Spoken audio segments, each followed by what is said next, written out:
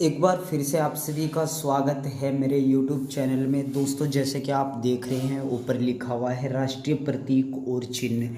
तो यह टॉपिक बहुत इम्पोर्टेंट है। आप चाहे एसएससी की तैयारी करें, आप चाहे रेलवे की तैयारी करें या फिर किसी भी कॉम्पिटिटिव एग्जाम्स की तैयारी करें, तो ये टॉपिक इम्पोर्टेंट है और इससे रिलेटेड जितने भी क्वेश्चन पूछे जा सकते हैं वो इसी वीडियो से निकल जाएंगे और इसी में से ही आपके पेपर में आ जाएंगे। ठीक है, तो चलिए देख लेते हैं। इसमें कुछ क्वेश्चन है जो बहुत इंपॉर्टेंट दिए हुए हैं।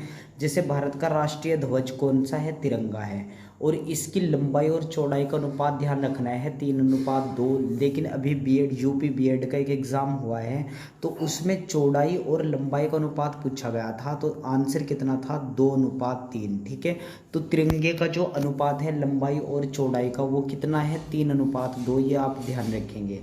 और तिरंगे के बीच में क्या है? एक चक्र बना हुआ है। इसका रंग कैसा है? नीला है। ये हरियाणा एसएससी ने क्वेश्चन पूछा था कि इसका रंग कैसा है? इसका रंग नीला है। और इसमें तिलियाँ कितनी है? 24 तिलियाँ है। ठीक है, तो आपको कमेंट करना है कि इन 24 तिलियों का मतलब क्या है, क्यों ये 24 तिलियाँ ही रखी गई थी। ठीक है, आपको इसका आंसर कमेंट करना है। और इसमें ये दे रखा है कि जो राष्ट्रीय ध्वज है ना, इसके निर्माता कौन है? पिंगली वेंकैया है। ये लगातार एग्जाम में पूछा गया क्वेश्चन है, आप इसको याद रखेंगे। ठीक है, राष्ट्रीय ध्वज जो है इसका निर्माता कौन है? पिंगली वेंकैया। मोस्ट इंपॉर्टेंट ये क्वेश्चन बनता है और बहुत बार ये पेपर में पूछा गया है। और जो राष्ट्रीय ध्वज का प्रारूप है ना, वो संविधान निर्माता सभा ने 22 जुलाई 1947 को बनाया था। ये डेट याद रखना है, 22 जुलाई 1947। इसमें कभी कभी क्या दे देता है, देखो पेपर में यहाँ पे कंफ्यूज करने के लिए 15 अगस्त 1947 दे देगा, लेकिन आपको कंफ्यूज नहीं होना है, ये 22 जुलाई है। ठीक है, 22 जुलाई 1947 को ये संविधान निर्माता सभा जो थी उसने अपनाया था।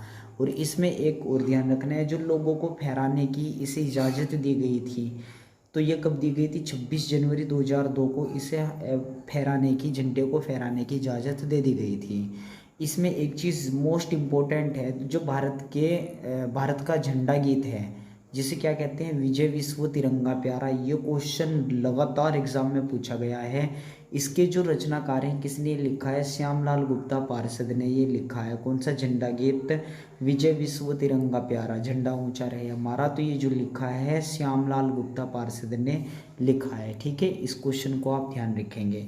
फिर एक क्वेश्चन और पूछते हैं, जो शक संवत है ना, शक संवत ये भारत का राष्ट्रीय कैलेंडर है और 22 मार्च 1957 को इसको अपनाया गया था। ठीक है, कब अपनाया गया था? 22 मार्च 1957 को। और ये किस पर आधार, ये कैसा है? ये राष्ट्रीय कैलेंडर है।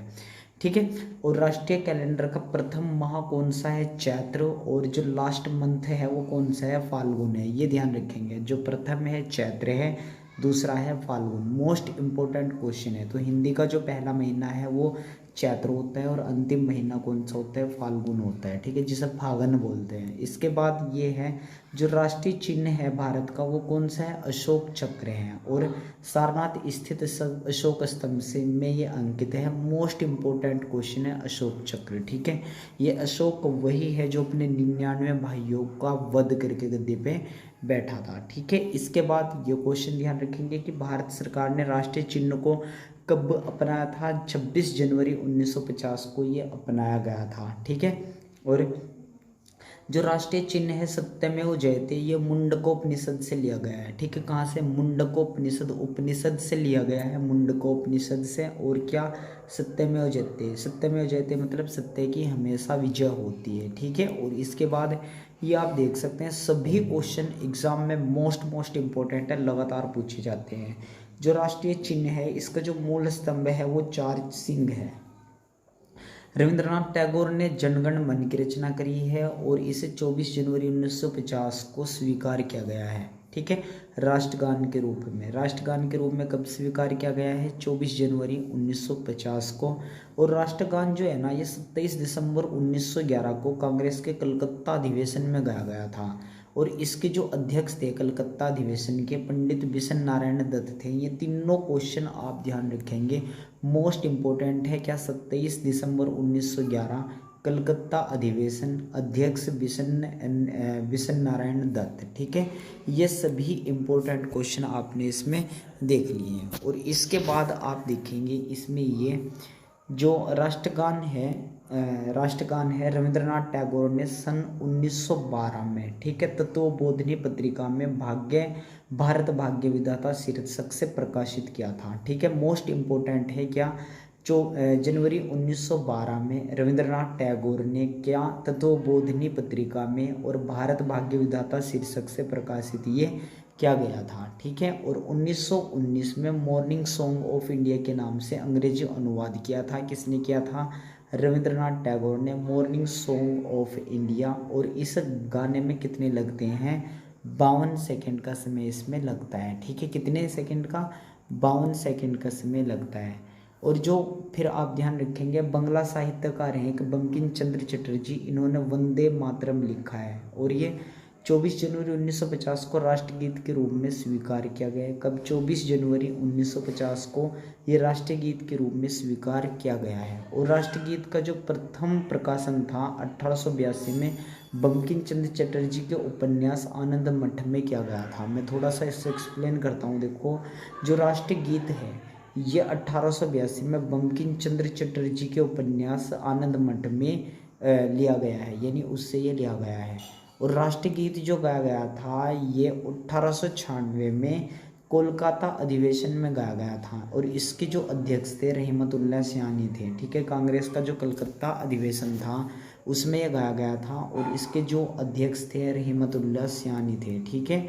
इतनी चीज़ें आप इसमें ध्यान रखेंगे। और जो राष्ट्रीय गीत के प्रथम गायक थे जिन्होंने ये गाया था ओंकारनाथ ठाकुर थे और इसकी धुन जो बनाई थी वो जदुनाथ भट्टाचार्य ने बनाई थी।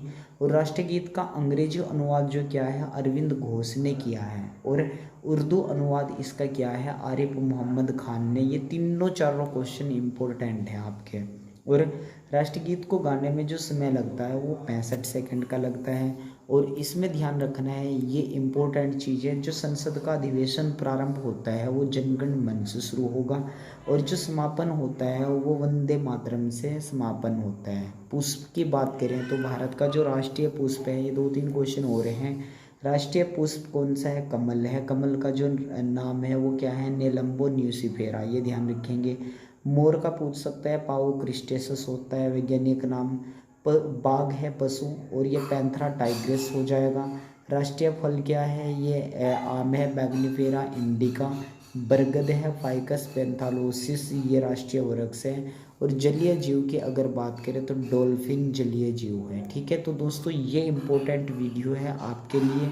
आपका चाहे कोई भी एग्ज़ाम हो तो इस तरह की और भी वीडियोस पाने के लिए अभी चैनल को सब्सक्राइब करके बेल आइकन प्रेस कर लें, ताकि जीके से रिलेटेड और मैथ्स और रीजनिंग से रिलेटेड और हर एग्ज़ाम्स के नोटिफिकेशन से रिलेटेड आपको वीडियो मिलता रहे। Thank you.